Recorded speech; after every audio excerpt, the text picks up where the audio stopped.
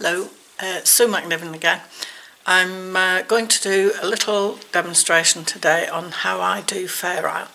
So one of the big problems that most people have with Fairisle when they first start is getting the tension right. So having two threads working at the same time in each row and having to change which one is dominant is where the problem happens. So if you're in the habit of having your fabric pucker as you're knitting it, then this little video might help. This is just how I do it. There's lots of other ways as well, but I find this the easiest for me and the quickest for actually getting through some knitting. So I'm just going to change the view of the camera so you can see what I'm looking at. So this is the pattern that I'm knitting at the moment, and these are the two colours that I'm using. So if we look a little bit closer here, you can see this strip along here. This is magnetic. So I've moved this up with each row, and as you can see here, I'm up to row 73, which is a knit row. So what I do is I put the marker very slightly below the line that I'm knitting so that I can see the very edge of the previous row. This allows me to see how many stitches of each colour I need to do and in which position they are relative to the row before. So it just helps keep track that I've got the patterning coming into the correct places. So there are quite a few changes in this, but it's not every other stitch or every 3 or 4 stitches in some cases. Some of them have got anything up to maybe 14 or 20 stitches of one colour. So we have to weave the carrying yarn behind the work, and this is where the puckering can happen. So basically when we carry the yarn, it can be a little bit time consuming weaving them in and out as you knit, and depending on the methods that you use you can make it a little bit quicker. So when I'm knitting, I have the main yarn, the main colour, which is this reddy colour, and I use that in my left hand and knit continental, and the accent yarn, which is this green one for me, I use that in my right hand and knit that with a British style of knitting.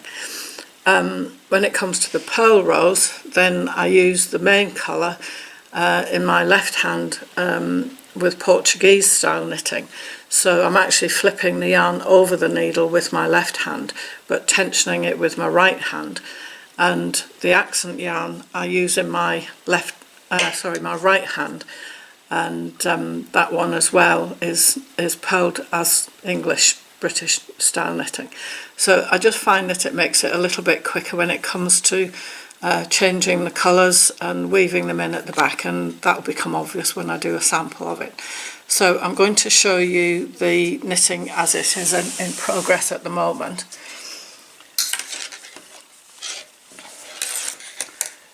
So this is the front. Okay, so you can tell I'm not knitting the same colours as in the pattern. This is hand spun and hand dyed, so I've done the colours that I like. So this is the knitting on the front side, and this is it on the back side. So you can see that there's not very many long floats at all. So I weave it in generally every 3rd or 4th stitch, and that way it keeps it neat at the back without any really long floats to catch on your fingers and rings and things. So I'm going to set the camera up now so that I can show you how I actually do the knitting. So I'm all set up now to do this first knit row. So I take my main colour, and because I'm going to use this in my left hand, I tension it through my fingers. This one I'm holding in my right hand, and I'm starting here on this pattern. So I have to do 6 stitches with the main colour. So that's 1, 2. Now the next one I'm going to weave this colour in the back, so it comes under the needle, over the needle with the working yarn, take that one back again and knit it through, and that carries this thread along the back. Now by keeping these stitches on the right needle tight and stretched out, it means that I'm not going to ruche the fabric up and make it puckered. So I've got to do another 3 of these. 1, 2, 3, and then 5 of the accent colour. So it's 1, 2, Now I'm going to weave the main colour through the blue one this time. So it comes up, then the working yarn goes round the needle and then through, and that carries the purple one at the back or the red one at the back. And then I'm going to do another 1, 2, so that's 2, 4, 5, and then I've got 3 of the accent colour, of the main colour. That's 1, 2, 3. I'm quite happy carrying over 3 stitches, and then I've got 7 of the accent, so that's 1, 2, weave this one in, 3, 4, sorry, wrong one, 5, 6, and I'm going to weave this one again, 7. So that's 7 stitches of the accent. Now I've got 9 to do of the main colour. So we're going to do 1, 2, 3, that's weaving it in, 4, 5, weave the next one, 6, 7, 8, weave the next one, 9. So you can see that this is not puckered at all, the stitches haven't pulled in. So I'm going to carry on and finish the rest of this knit row using the same method, and then I'll come back when it's time to do the purl row. Hi, so I'm back again, and this time I'm going to do this purl row. So my main coloured yarn I've now put around my neck. You can use a little clip, you can get a sort of, you can actually make them just out of a little hook, and then you can hook it over that. Some people don't like doing it because they think it pulls on the clothing, but for quickness and ease you can put it around your neck. So my right hand is holding the yarn and tensioning it, and my left hand is going to use the thumb to flick the yarn over the needle. This green one I'm now holding in my right hand as well, and that's ready to do the purl stitches using the English or British method. So we're going to go back down here so that you can see my hands a bit easier. So the good thing about doing Portuguese knitting is that as you need to, you can tighten or loosen the tension by moving your hands up or down. So if it's too loose, I can move my hands away. If it's getting a bit tight, I can bring it closer up. And it means that you're not having to adjust your yarn quite so often as you do otherwise. So we're going to get on and do this next section of the pattern.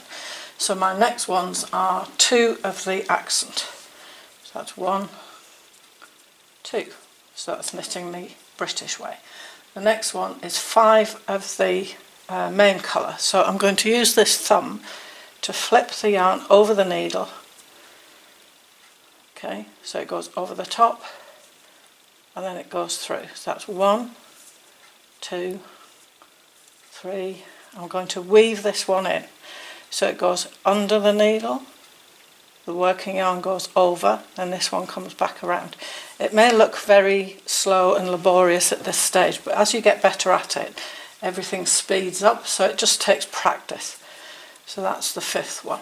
Then I've got 3 of this one. That's 1, 2, 3. 3 of the main.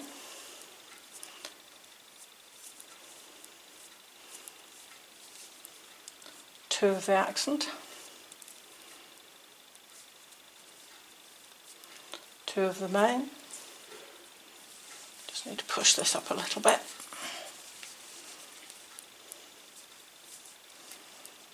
And 2 of the accent again.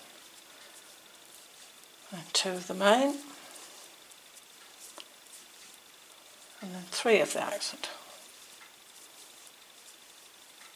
And 5 of the main. So that's 1, 2, weave this one in, 3, 4, 5. And then 2 of the main, the accent, 1, 2, and then 3 of the main.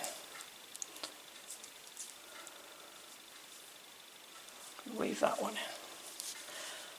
And then I've got another 2 of the main,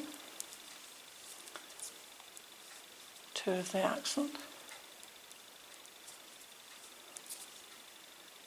5 of the main, 1, 2, weave it in, 3, 4, 5, 3 of the accent,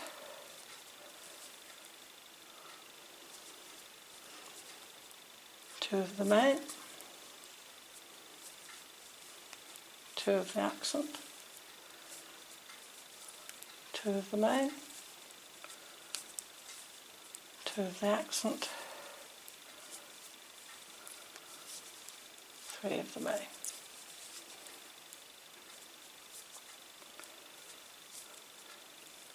Three of the accent,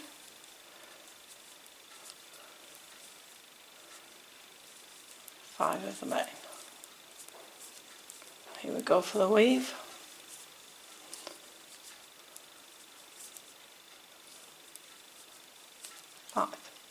So you can see that this is not puckering at all, it's still nice and straight, and the action of actually weaving the yarn in, when you get used to it, it's really quick. Using Portuguese style for purl knitting I find very quick as well.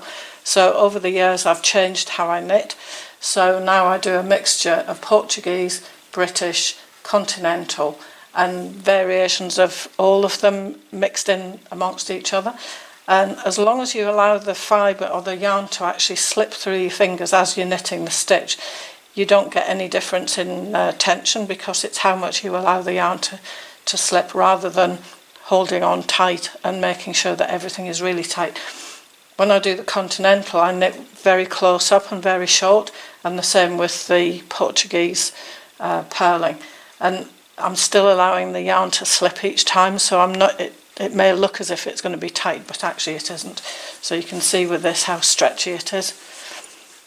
That's what I'm looking for in my knitted fabric. So I hope you've enjoyed this. I know it's not going to be to everybody's taste, but actually if you're looking to speed your knitting up and get over the problem of your fibre puckering or your fabric puckering, then give it a go. You might like it. Thank you.